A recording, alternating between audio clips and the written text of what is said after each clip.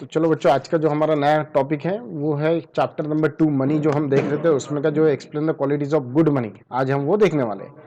अब इसमें good money में क्या होता है ये आज हम देखने वाले बच्चों कि गुड मनी किसे कहते हैं। गुड मनी बोले तो एक अच्छा पैसा, अच्छा पैसा बोले तो एक ऐसे पैसे या ऐसे मनी जो कहीं पे भी इजीली एक्सेप्टेबल हो सके विदाउट डाउट और एनी क्वेश्चन। तो आज हम वो देखने वाले हैं। उसमें देखो बेटा, पहला जो है, एक सेकंड के लिए जस्ट वेट। चलो ठीक है, okay, everything is good, very good. चलो, तो explain the qualities of good money क्या होता है, देखिए।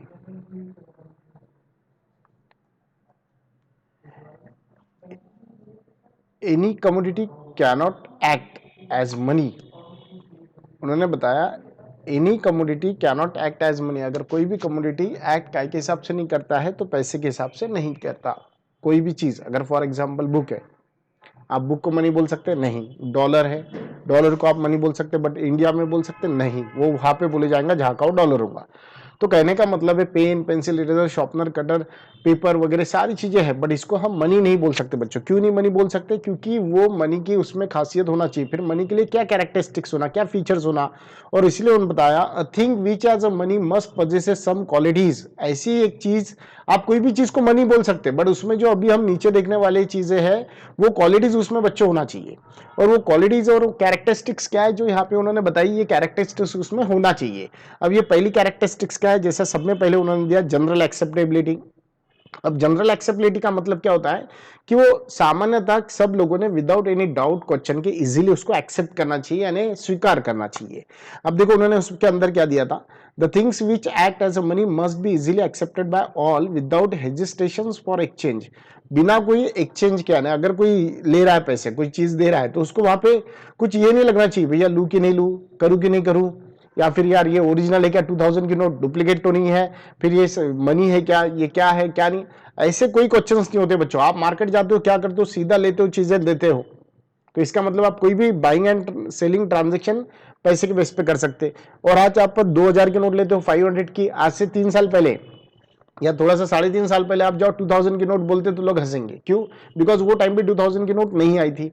आज आप 1000 की नोट बोलो, आज लोग हंसेंगे, बिकॉज आज 1000 की नोट नहीं है।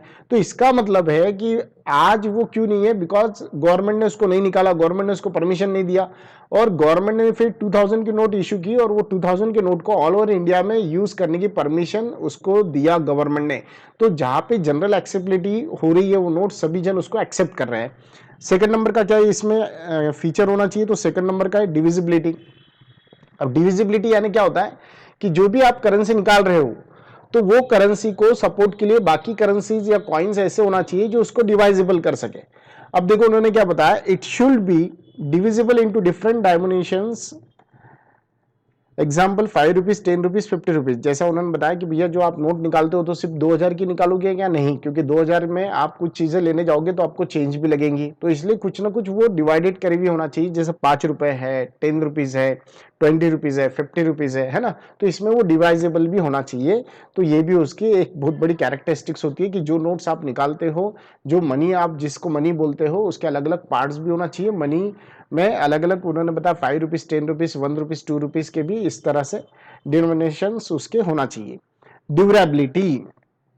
अब देखो बच्चों, जो नेक्स्ट हमारा क्वेश्चन है वो क्या है, ड्यूरेबिलिटी। अब ड्यूरेबिलिटी यानी क्या होता है, टिकाऊपना। टिकाऊपने का मतलब क्या होता है कि वो लॉन्ग लाइफ उसकी होना चाहिए। अब लॉन्ग लाइफ में क्या बता दिया उन्होंने, देखो इट शुड बी ड्यूरेबल, कि भाई वो तो ड्यूरेबल होना चाहिए।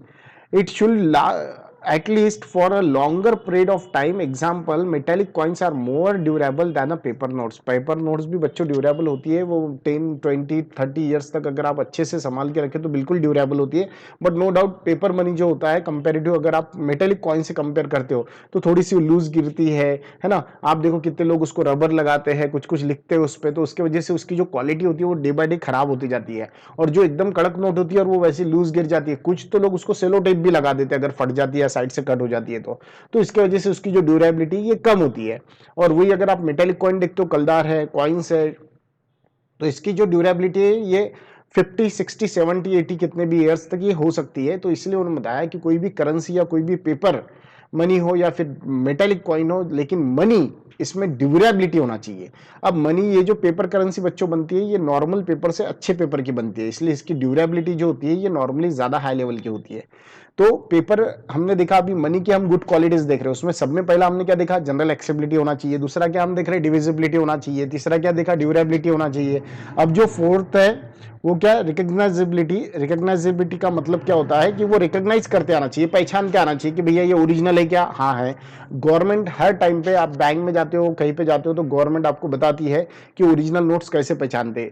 तो गवर्नमेंट की कुछ सिक्योरिटी उसके अंदर, वो नोट के अंदर जब प्रिंट करती है गवर्नमेंट, तो देती है, उसमें प्रिंट करती है उसको, और वो सिक्योरिटी के ऊपर से आप पहचान सकते हो। सेकंड, अगर कोई ब्लाइंड पर्सन है तो वो भी हाथ लगा के उसको आइडेंटिफाई कर सकता है कि नोट कितने के, 5 रुपीज के, 10 रुपीज के, 20 के, 100 की, 2000 की। तो इस तरह से रिकॉग्नाइजेबिलिटी होना चाहिए उसमें, और इसलिए बताया it must be easily recognisable and distinguishable from other things, दूसरी चीजों से वो अलग होती है।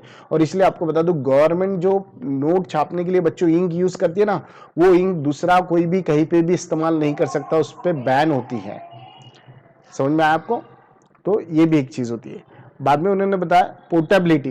अब पोर्टेबिलिटी क्या होती है बच्चों?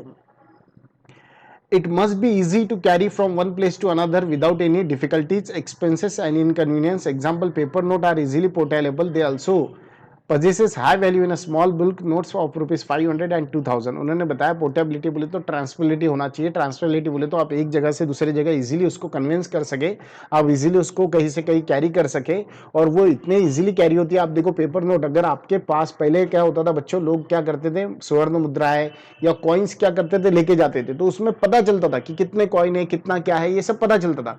लेकिन आज पेपर करेंसी एक ऐसी आ गई जिसकी पोर्टेबिलिटी सब में ज्यादा हाई लेवल की है। आप 2000 की नोट्स अगर कितनी सारी भी रखते हो आपके पॉकेट में, 1 लाख रुपए आप इजीली आज एक जगह से वहां कैरी कर सकते हो। पहले ऐसा नहीं था, पहले अगर कैरी करते तो पता चलता था, गड्डी दिख के गिरती थी। बट अभी 2000 की नोट एक इतनी बड़ी नोट आ चुकी है कि उसमें आप कितने भी पैसे कैरी करो नॉर्मली, तो वहां पे पता नहीं चलता कि आपकी जेब में कितने, आपके वॉलेट में, पॉकेट में कितने पैसे हैं।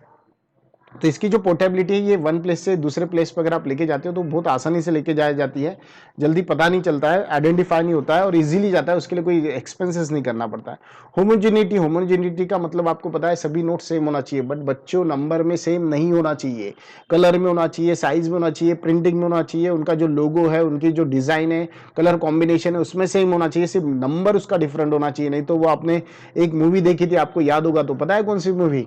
हाँ, जब प्रेम की गजब कहानी, उसमें वो कैटरीना हीरोइन को क्या करता है, छुड़ाता है, और उसको क्या करता है, सब नोट देता है, और वो उसका जो बॉस का आदमी रहता है वो क्या बोलता है बच्चों, अरे बॉस देखो बोले कितनी कड़क नोट है, सबकी सब एक जैसी है बोले, और यही नहीं बोले सारे नंबर भी एक जैसे। तो बच्चों नोट एक जैसी होना बहुत अच्छी चीज है, लेकिन अगर उस एक जैसी नोट्स के साथ ही साथ अगर उसके नंबर भी एक जैसे तो डुप्लीकेट रहेंगे, क्योंकि हर नोट को अपना एक खुद का एक इंडिविजुअल आइडेंटिफिकेशन नंबर होता है। तो ये बताया होमोजेनिटी के अंदर। स्टेबिलिटी ऑफ वैल्यू देखिए अभी। अब स्टेबिलिटी ऑफ वैल्यू बोले तो उसकी जो वैल्यू है वो स्टेबल होना चाहिए। Money should be have a stable monetary value, कि आप 10 की नोट आज अगर मार्केट में लेके जाते हो तो भी 10 रुपए आएंगे। आज से 5 साल पहले अगर आपके घर से कोई लेके गया होगा तो भी उसके 10 ही रुपए आएंगे। आज से आफ्टर 10 ईयर्स अगर आप लेके जाते हो तो भी उसकी वैल्यू 10 रुपीज की 10 रुपीज। ऐसा कभी नहीं होगा कि आपके पास 5 ईयर्स पहले की जूनी नोट है, आज आप मार्केट में लेके जा रहे हैं तो उसको बोल रहे नहीं भैया अब तो हम 100 रुपीज के बदले में आपको 90 रुपीज देंगे। नहीं, इसकी जो वैल्यू होती है बच्चों वो कॉन्स्टेंट होती है, जो लॉन्ग टाइम तक रहती है। ऐसा नहीं होता है कि आज 10 रुपीज है तो कल वो 9 रुपीज हो जाएंगे, परसों आप थोड़ा सा और आगे जाओगे फ्यूचर में तो उसकी वैल्यू कम होगी। ऐसा कभी नहीं होता। इसकी स्टेबिलिटी वैल्यू जो होती है वो सेम होती है, जो भी उस पर प्रिंट होगा उतनी ही बच्चों उसकी वैल्यूज होती है। ठीक है, तो इस तरह से आज बच्चों हमने कौन सा क्वेश्चन देखा, अगर आपने अच्छे से देखा होगा तो आज हमने देखा explain the qualities of good money. ये क्वेश्चन देखा जिसमें 7 क्वालिटीज बताई। जनरल एक्सेप्टेबिलिटी बताया उसने, डिविजिबिलिटी बताया, ड्यूरेबिलिटी बताया थर्ड नंबर पे, फोर्थ नंबर पे उसने रिकॉग्नाइजेबिलिटी बताया, फिफ्थ नंबर पे आप देखो उसने क्या बताया, पोर्टेबिलिटी होना चाहिए, 6 नंबर पे हमने देखा होमोजेनिटी होना चाहिए, और 7 नंबर पे दिखाया स्टेबिलिटी होना चाहिए। तो देखो सब पे LITY लगाया हुआ है ना, लिटी लिटी लिटी, तो ये कॉमन है बच्चों, इस पे से ध्यान में रखना आपने। ठीक है, चलो अब जो सेकंड क्वेश्चन हम लोग देखने वाले हैं बेटा, ये सेकंड क्वेश्चन यानी क्वेश्चन नंबर जो 6 है हमारा, वो क्या है, explain the function of money. कि भैया पैसा क्या कार्य करता है, पैसा काम क्या करता है। फंक्शन यानी पैसे को क्यों लाया हमने। हमने देखा था पहले बार्टर सिस्टम थी बच्चों, अब बार्टर सिस्टम पे से हम क्या आ गए, आज हम बार्टर सिस्टम नहीं करते। शहर में तो नहीं होती, आज भी विलेजेस में अगर आप देखते हो तो वहां पे होती है। ठीक है, बट अब ये बार्टर सिस्टम में बहुत सारे ऑब्स्टेकल्स हमने पढ़े थे लास्ट लेक्चर में मेरे, हमने क्या किया था, पढ़ा था। बट अब मनी का ओरिजिन हुआ, फिर पैसा आया दुनिया में, फिर पैसा आने के बाद में उसको क्यों लाया गया, क्या कारण थे उसके, क्या रीजंस थे, और कौन से काम के लिए उसको लाया गया था, क्यों लॉन्च किया, क्यों इंट्रोड्यूस किया उसको। तो वो पहला फंक्शन देखो बच्चों, उसका क्या है, प्राइमरी फंक्शन। प्राइमरी बोले तो प्राथमिक, प्राथमिक बोले तो मेन मुद्दा क्या था उसका। तो उन्होंने क्या दिया उसके अंदर, देखेंगे हम, this is the most important function of money. उन्होंने बताया ये बहुत ज्यादा इंपॉर्टेंट फंक्शन है मनी का। It is perform right from its birth, क्योंकि इसको लाया ही गया था, उसका उद्देश्य था, उसको जन्म क्यों दिया गया, क्योंकि वो कुछ उद्देश्य से आया था, और उसका उद्देश्य क्या था, and in the first stage of economic development, और इसके वजह से ही इकोनॉमिक डेवलपमेंट में बहुत ज्यादा चेंजेस आते हैं। और फर्स्ट स्टेज है वो इकोनॉमिक डेवलपमेंट। अगर आपको कहीं से भी आर्थिक ग्रोथ करना है तो उसकी डेवलपमेंट की पहली जो स्टेयर्स आती है या स्टेप्स आती है वो वहीं से आती है, मनी से। And it perform following two functions. अब देखो प्राइमरी फंक्शन में दो फंक्शन दिए गए बच्चों। प्राइमरी फंक्शन ये ए नंबर है, यानी फर्स्ट नंबर है, और उसमें सब टू फंक्शन दिए हुए हैं। पहला फंक्शन कौन सा है, मीडियम ऑफ एक्सचेंज। यस बच्चों, बार्टर सिस्टम में हमने देखा था हमें एक्सचेंज करने में बहुत ज्यादा तकलीफ जाती थी, और इसलिए उन्होंने पहला दिया medium of exchange. Medium of exchange का मतलब क्या होता है कि ये एक ऐसा साधन बन गया था जिसको आप एक्सचेंज कर सकते थे किसी के साथ में भी, मीडियम ऑफ एक्सचेंज, ठीक है। अब इसके अंदर क्या दिया उन्होंने, it is very important functions of money because it solve the basic problem arising due to the barter system. कि भैया पहले हम जो बार्टर सिस्टम करते थे, लेन देन करते थे, तब प्रॉब्लम आता था। फॉर एग्जाम्पल अभी देखो बच्चों, अब ये क्या है, ये लीटर में है, अब ये वाटर है, सपोज एज्यूम करो बिस्लरी की बोतल है, ठीक है। और अब ये अगर बोतल बिस्लरी की है और मुझे क्या चाहिए, अभी फॉर एग्जांपल मुझे चाहिए फेविस्टिक। अब ये फेविस्टिक है और ये बिस्लरी की बोतल, ये सपोज एज्यूम करो ये 10 रुपीज की है, सॉरी ये 50 रुपीज की है, कितना है, 50 रुपए इस पे एमआरपी है, ये 20 रुपीज का है। अब 50 रुपए और 20 रुपीज, ये आज हमें मनी पता है इसलिए हम इसकी वैल्यू कर रहे हैं, लेकिन अगर देखे जाए अगर हमें मनी नहीं रहता तो हम एक्सचेंज करते, कैसे करते थे, तो ये 50 रुपीज, देखो कितने का लॉस हो रहा था, सामने लगा 30 रुपए का लॉस, बिकॉज ये 20 रुपीज में बिस्लरी की बोतल एज्यूम करके चलो, और ये 50 रुपीज की फेविस्टिक है, तो यहाँ पे 30 रुपीज आज हम निकाल सकते हैं, क्योंकि हमारे पास मेजरिंग रॉड है, 30 रुपए का हमें लॉस हो रहा, क्योंकि 50 रुपए और ये 20 रुपए में आता है। बट पहले ऐसा नहीं था, पहले ऐसे प्रॉब्लम जाते थे बच्चों, और इसीलिए क्या होता था, पहले ये चीज को ही हटाने के लिए, ये चीज को रिमूव करने के लिए, ये ऑब्स्टैकल्स को कंप्लीटली रिमूव करने के लिए क्या हो गया, मनी का ओरिजिन हुआ। और इसीलिए वहां पे बोले जाता है मीडियम ऑफ एक्सचेंज की बात। आज आप पैसे से ये 50 रुपीज दिए, ये ले लिया, 20 रुपीज दिया, ये लिया, आपका कहीं लॉस हुआ क्या, नहीं हुआ। क्यों नहीं हुआ, अरे लॉस होने का सवाल ही नहीं आता, बिकॉज ऑफ मनी, उसीलिए तो उसका ओरिजिन हुआ ना, इसलिए उसको प्राइमरी फंक्शन बोले जाता है, प्राथमिक, है ना। अभी यहाँ पे एग्जांपल देखिए, on the if one person has 1 kg rice while he is willing to exchange of wheat of 2 kg। अगर एक बंदे के पास वो बोलता है 1 किलो चावल है और उसको 2 किलो गेहूं के साथ में बच्चों एक्सचेंज करना है, तो कैसे करेगा। अब वहां पे रेट देखो, 1 किलो चावल अगर अच्छे से अच्छे चावल ले 50 रुपए किलो, अगर गेहूं ले 30 और 30 60 रुपए किलो, यानी 10 रुपए का यहाँ पे भी डिफरेंस आ रहा। फिर नेक्स्ट यहाँ पे प्रॉब्लम क्या आएगा, सामने वाले ने गेहूं के बदले में चावल लेना चाहिए, अगर उसको चावल नहीं चाहिए दाल चाहिए, तो ये सारे प्रॉब्लम्स को हटाने के लिए क्या आया बच्चों, ये सब हटाने के लिए पैसा आया, मनी आया। बाद में सेकंड जो हम देख रहे हैं वो क्या है बच्चों, मेजर ऑफ वैल्यू, कि कोई भी चीज की वैल्यू हम इससे मेजर कर सकते, कौन कर सकते हैं, और इसीलिए बोलेगा money is known as the measuring rod. इसको मनी को क्या बोला जाता है बच्चों, मेजरिंग रॉड। मेजरिंग रॉड का मतलब क्या होता है, आप उसके वजह से कोई भी चीज की वैल्यू कौन कर सकते हैं। जैसे अभी बताया ये 50 रुपीज है, ये बॉटल जो है ये 20 रुपीज है, तो इसका मतलब क्या हुआ, अगर आप बिस्लरी की बॉटल लेते तो 20 रुपीज और फेविस्टिक लेते तो 50 रुपीज, तो यहाँ पे आपको लॉस होने का सवाल ही नहीं आता, क्योंकि आप उसको मेजर कर सकते हैं। दूसरा, अगर आप मार्केट में जाते हो बच्चों, और मार्केट में जाने के आदमी कोई बोलता भैया इसकी वैल्यू क्या है सॉरी इसकी वैल्यू क्या है, तो आप उसको बोल सकते हैं भैया इसकी वैल्यू तो इतनी है। अभी आप मार्केट में गए, उसने बोल दिया एप्पल 2 लाख रुपीज के जी, हाँ 2 लाख रुपए kilo, how is it possible यार। ये आपको पता है एप्पल 200 रुपए किलो, मैक्स टू मैक्स पूरे इंडिया के एप्पल खत्म हो गए तो 400 रुपए या 500 रुपए किलो रहेंगे, एकदम से 2 लाख रुपए किलो हो सकते क्या। आपको पता है एप्पल के अभी के और अभी आज के करंट पोजीशन में एप्पल के रेट इतने अच्छे से अच्छा एप्पल 120 रुपीज के जी में आपको मिल जाएगा। तो ये कैसे पता चला, क्योंकि आपके पास पैसा है, पैसे की वजह से आप हर चीज की वैल्यू काउंट कर सकते हो कि भैया इसकी वैल्यू कितनी है, इसकी वैल्यू कितनी है, इसकी वैल्यू कितनी है, तो ये आप फाइंड आउट कर सकते हो। और इसीलिए इसको मेजरिंग रॉड बोला जाता है। Measures of value of the two goods and services measure by money. आप पैसे से कोई भी गुड्स की नहीं बल्कि सर्विस की भी, एक डॉक्टर की फीस अगर आप जनरली गए नॉर्मल चेक किया 200 रुपए 300 रुपए 400 रुपए तक पकड़ लो, अगर वो बोलेंगे भैया 1 लाख रुपए, उसने ऑपरेशन थोड़ी ना किया, जस्ट अपने को चेक किया ना, तो उस पर से आप उसकी वैल्यू पता कर सकते हो। ये था फर्स्ट फंक्शन बच्चों, जिसमें हमने देखा प्राइमरी फंक्शन। अब जो हम देखने वाले सेकंड नंबर का बी, ये कौन सा फंक्शन है? Secondary function. अब सेकेंडरी बोले तो दूसरा, दूसरा बोले तो अब पहला काम के लिए तो पैसे का ओरिजिन जो हुआ था वो दो ही काम के लिए हुआ था। पहला कौन सा था? Medium of exchange. दूसरा क्या था बच्चों? तो मीडियम ऑफ एक्सचेंज ये बहुत ज्यादा जरूरी था। और दूसरा जो फंक्शन था ये था मेजर ऑफ वैल्यू। कोई भी चीज की वैल्यू हम मेजर करके मीडियम ऑफ एक्सचेंज इसी वे में होता था। अब सेकेंडरी फंक्शन, लेकिन साथ ही साथ पैसा सिर्फ उतने काम पूर्ति रुका क्या? नहीं, आगे उसके और भी यूज होने लग गए और वो अलग अलग फंक्शन परफॉर्म करने लग गए, जिसमें से अब सेकेंडरी फंक्शन में हम पहला फंक्शन देखने वाले हैं, स्टैंडर्ड ऑफ डिफर्ड पेमेंट। बच्चों डिफर्ड पेमेंट बोले तो उधारी चुकाना। और आज जो उधारी की जो हम कल देने वाले हैं, तो कल की उधारी आप आज दे सकते हो। तो ये इसमें देखो क्या बोले हुआ है, deferred payment means a payment to be made at a same time in a future date. यानी आज आपने देखो सेम स्पॉट सेम टाइम पे सेम डेट पे आज चले गए, आपने मार्केट से ले लिया, बट पेमेंट कर रहे हो नहीं, उसको क्या बोला आपने? भैया मैं 10 दिन बाद पेमेंट करूंगा आपको। तो इसको बोलते हैं डिफर्ड पेमेंट। यानी आप आज परचेस तो कर ले हो, लेकिन उसका पेमेंट अगर फ्यूचर में हो आप, बट ऑब्वियसली फ्यूचर में आप क्या करोगे? उसको पैसे दोगे ना। नहीं तो आप बोलोगे ये ले भैया, मैंने तेरे से 2 किलो चावल लेके गया था, ये 10 दिन बाद मैं तेरे 2 किलो चावल ले ले। वो लेगा क्या? अरे वो काय के लिए बैठा? वहां पे पैसे कमाने के लिए बैठा ना। तो फ्यूचर में आपको उसको, अगर कोई उधारी है आपका, कोई भी उधारी का पेमेंट करने के लिए भी आप मनी का इस्तेमाल कर सकते हो।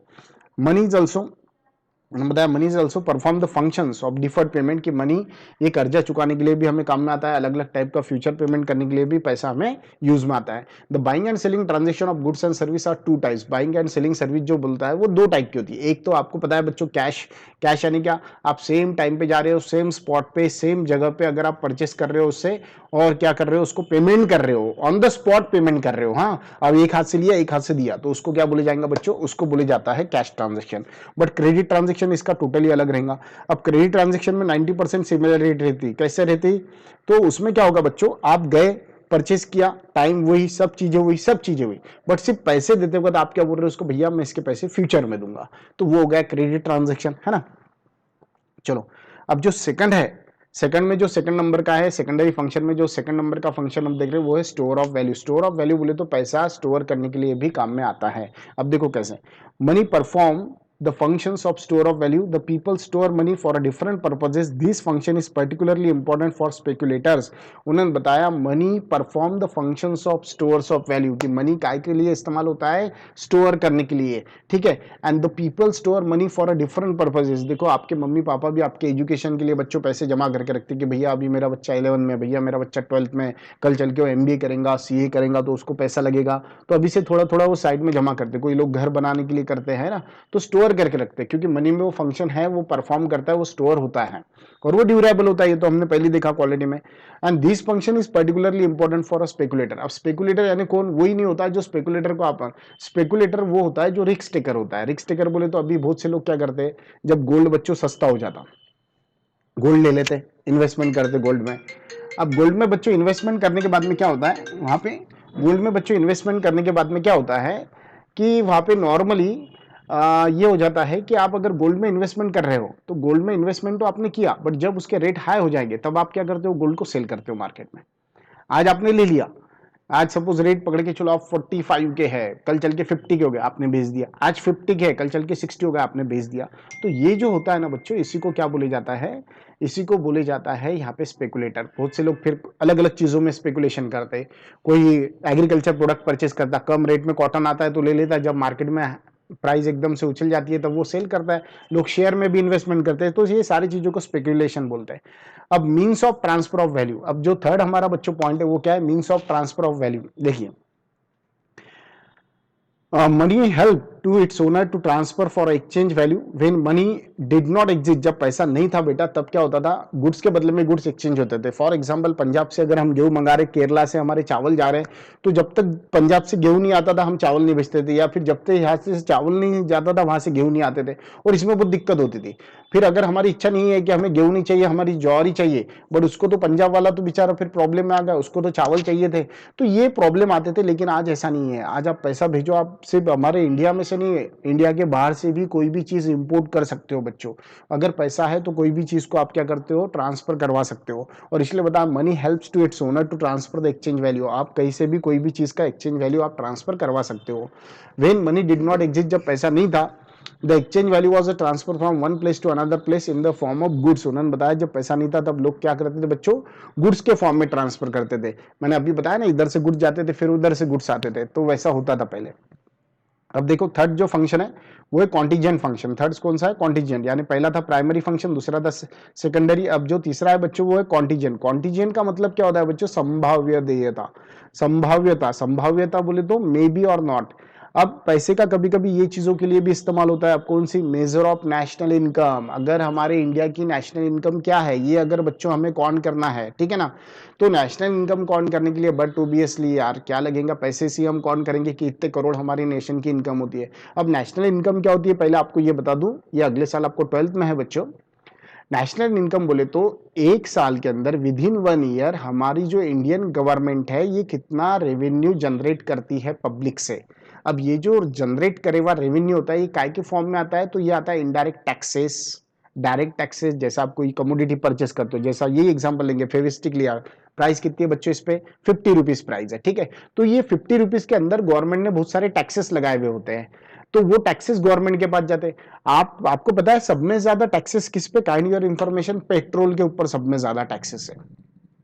पेट्रोल, अभी अगर हम पेट्रोल लेते हैं, परचेस करते हैं, तो 90 रुपीज या 80 लीटर का परचेस करते हैं, और आपको बता दूं उसमें 50% तक टैक्स, 45 से 50% टैक्स होता है। यस, हाँ, 1 लीटर पेट्रोल की बात कर रहा हूं बच्चों में। अगर 1 लीटर पेट्रोल एज्यूम करके चलो 100 रुपए का अगर आप लेते हो, 100 रुपए का 1 लीटर पेट्रोल लेते हो, तो बच्चों उसमें 50 से 45 रुपए गवर्नमेंट को टैक्स जाता है। सोचो इंडिया लेवल पे कितना सारा पेट्रोल परचेस होता होगा और कितना सारा रेवेन्यू।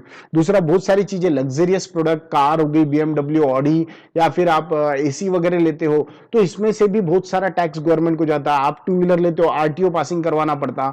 उसके अलावा income tax, sale tax, GST, ऐसे बहुत सारे टैक्सेस गवर्नमेंट क्या करते हैं, गवर्नमेंट के पास कलेक्ट होता है। और ये जो होता है बच्चों, एक साल में कितना गवर्नमेंट के पास इनकम आया, लोगों से अलग अलग टाइप से रेवेन्यू कलेक्ट हुआ, that is called a national income, ठीक है। अब देखिए, in modern times production is the result of the efforts of different factor of production, this factor of production gate reward of their works in the form of money. अब यहाँ पे जो example आपको दिया कि उन्होंने बताया कि इंडिया जो नेशनल इनकम कौन करता है, ये 4 फैक्टर पे करता है, और वो 4 फैक्टर कौन से, तो फैक्टर्स ऑफ प्रोडक्शन है। अब बच्चों फैक्टर्स ऑफ प्रोडक्शन बोले तो क्या, जो प्रोडक्शन के लिए वो घटक जरूरी होते हैं, उसके सिवा प्रोडक्शन हो ही नहीं सकता। तो ये फैक्टर्स ऑफ प्रोडक्शन कौन कौन से, पहला है लैंड, लैंड को क्या मिलता है, रेंट। दूसरा है लेबर, लेबर को क्या मिलता है, वेजेस। तीसरा क्या है, तो तीसरा इंटरप्रेन्योर, इंटरप्रेन्योर को क्या मिलता है बच्चों, जल्दी से बताओ, इंटरप्रेन्योर को मिलता है प्रॉफिट। बाद में क्या है, कैपिटल, कैपिटल के ऊपर क्या मिलता है, इंटरेस्ट। तो लैंड, लेबर, कैपिटल, इंटरप्रेन्योर, ये 4 फैक्टर्स ऑफ प्रोडक्शन है, और इनको रिवॉर्ड्स मिलता है, और फिर इनके रिवॉर्ड के ऊपर जैसा प्रॉफिट के ऊपर टैक्स लगता है, इनकम टैक्स देना पड़ता। वर्कर कुछ ना कुछ परचेस करते रहता है, तो वहां पे वो अपने इनडायरेक्ट टैक्सेस पेड करता है। तो ऐसे बहुत सारे टैक्सेस गवर्नमेंट के पास कलेक्ट होते हैं, और उससे उसकी नेशनल इनकम कौन होती है, यानी मेजर ऑफ नेशनल इनकम। अगर आपको नेशनल इनकम पता करना है तो वो पैसे के फॉर्म से आप पता कर सकते हो। अब बाद में दिया उन्होंने लिक्विडिटी, तरलता। तो लिक्विडिटी क्या होता है बच्चों, देखो, with the help of money we can purchase goods and services easily. अगर आपके पास पैसा है तो आप इजीली कहीं से भी कोई चीज परचेस कर सकते हो। ऐसा है क्या फिर आपको पंजाब से गेहूं परचेस करना पड़ेगा, नहीं।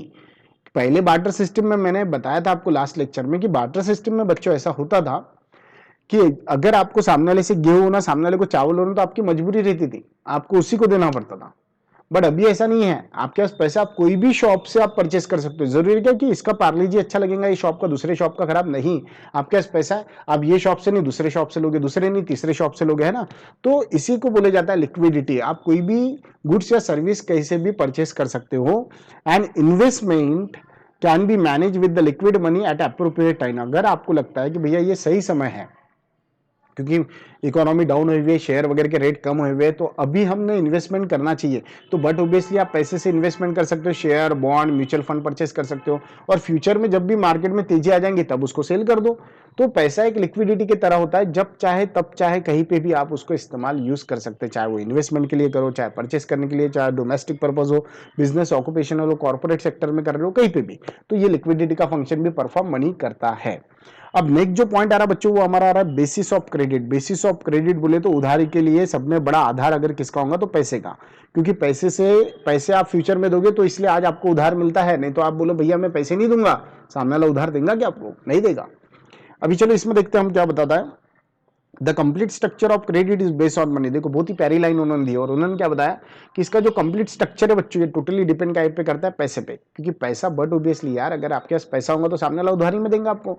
अगर आप उसको फ्यूचर में, जैसा लास्ट टाइम आपने उधारी में लिया था उससे, अगर एज्यूम करके चलो 5 kg शुगर ली थी, तब 30 रुपए किलो शक्कर थी, आपने ले ली, यूज कर ली 10 दिन बाद बोले भैया पैसे, और आज के रेट 28 हो गए, आपने क्या वही शक्कर लाके उसको दे दी, ऐसा चलेगा क्या? लेंगा क्या? नहीं, वो क्या वहां पे एक्सचेंज करने के लिए थोड़ी ना बैठे हुआ है, उसको तो पैसा लगेगा, वो भी 30 रुपीज के केजी के हिसाब से लगेगा।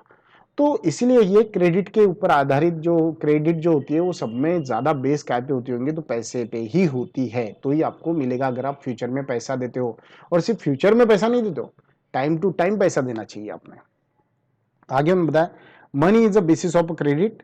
Credit means belief. अगर देखो उधारी का मतलब क्या होगा, सामने वाले को आप पे भरोसा है कि आप पैसे दोगे, और अगर आप पहले बार में पैसा नहीं दोगे, डबल से वो देंगे आपको उधारी पे, नहीं देता है। तो ये थे कॉन्टीजेंट फंक्शंस के 3 फंक्शन। अभी यानी देखे जाए तो हमने बेटा कितने फंक्शंस पढ़े यहाँ पे। मनी मेन तो उसका जो फंक्शन है वो प्राइमरी फंक्शन है, जो कौन सा है, मीडियम ऑफ एक्सचेंज और मेजर ऑफ वैल्यू। सेकंड जो था उसका बेटा सेकेंडरी फंक्शन में, उसमें हमने देखा स्टैंडर्ड ऑफ डिफर्ड पेमेंट, उसके बाद में स्टोर ऑफ वैल्यू, उसके बाद में देखा means of transfer of value. और जो थर्ड फंक्शन था कॉन्टीजेंट फंक्शन, इसके भी सब 3 फंक्शन थे, जिसमें दिया मेजर ऑफ नेशनल इनकम, और साथ ही साथ दिया लिक्विडिटी, और बाद में दिया बेसिस ऑफ क्रेडिट। अब जो लास्ट वाला जो बेटा हमारा क्वेश्चन है ये चैप्टर में, वो सबसे ज्यादा इंपॉर्टेंट चैप्टर है, सॉरी क्वेश्चन है। अब वो क्वेश्चन क्या है, देखिए, explain the concept of black money. आपको पता है ब्लैक मनी क्या होता है? हाँ सर मुझे तो पता है, जो काला वाला पैसा होता है। काला बोले तो क्या? नहीं बच्चों, ब्लैक मनी क्या होता है? हाँ सर मुझे पता है, जो ब्राउन शुगर गन्स वगैरह बेचते हैं उसका जो पैसा होता है ब्लैक मनी। नहीं, उसको भी सिर्फ ब्लैक मनी नहीं बोलते। फिर सर ब्लैक मनी होता क्या है? तो बच्चों आपको पता है ब्लैक मनी वो मनी होता है जिसके ऊपर लोग टैक्स पे नहीं करते या जिसको शो नहीं करते अकाउंट्स में, वो सारा पैसा ब्लैक मनी होता है। फिर आप बोलोगे सर हम तो ईमानदारी से जॉब कर रहे, काम कर रहे, मेहनत करते, हम तो कोई भी इलीगल एक्टिविटी नहीं करते, फिर हमारा पैसा ब्लैक मनी हो सकता है? यस हो सकता। अगर आपका इनकम जितनी गवर्नमेंट बोलती है उससे ज्यादा है और उसके बावजूद भी आप बच्चों टैक्स पे नहीं कर रहे हो, तो बट ऑब्वियसली वो जो ऊपर का पैसा होगा वो ब्लैक मनी बोले जाता है। चलो लेटेस्ट स्टार्ट, देखते हैं हमारा ये क्वेश्चन क्या बोलता है। उन्होंने बताया black money is any money. देखो समझ लो, black money is any money, कोई भी पैसा हो सकता, फिर वो आपकी मेहनत पसीने का पैसा हो उसको भी ब्लैक मनी बोल सकते हैं। Which is received in a cash, जो आपको कैश में मिलती है, but not accounted for and on which tax is not paid to the government. देख लो ये 2 लाइन इंपॉर्टेंट है। एक तो हर वो पैसा ब्लैक मनी में आता है अगर उसका अकाउंट में हिसाब किताब नहीं होगा, तो दूसरा अगर वो टैक्स के जो एक स्लम्स देवे उसके ऊपर अगर होता है फिर भी, जैसा फॉर एग्जांपल गवर्नमेंट का जो रूल है बच्चों वो है 5 लाख तक किसी को भी टैक्स नहीं लगेगा। ये गवर्नमेंट का रूल है। अगर आपकी एनुअल सालाना इनकम अगर 5 लाख रुपए के अंदर है तो आपको टैक्स देने की जरूरत नहीं। लेकिन अगर आपकी सालाना इनकम, अगर एज्यूम करो मेरी अगर 50 लाख रुपए की सालाना इनकम है, 50 लाख रुपए कमा रहा हूं, तो मैंने कितने तक छूट है बच्चों? 5 लाख तक। बचा कितना? 45। फिर 45 लाख के ऊपर मुझे अलग अलग टाइप के टैक्सेस लगते हैं, 10 लाख तक 10%, फिर उसके ऊपर 20%, ऐसे अलग अलग टैक्सेस लगते हैं।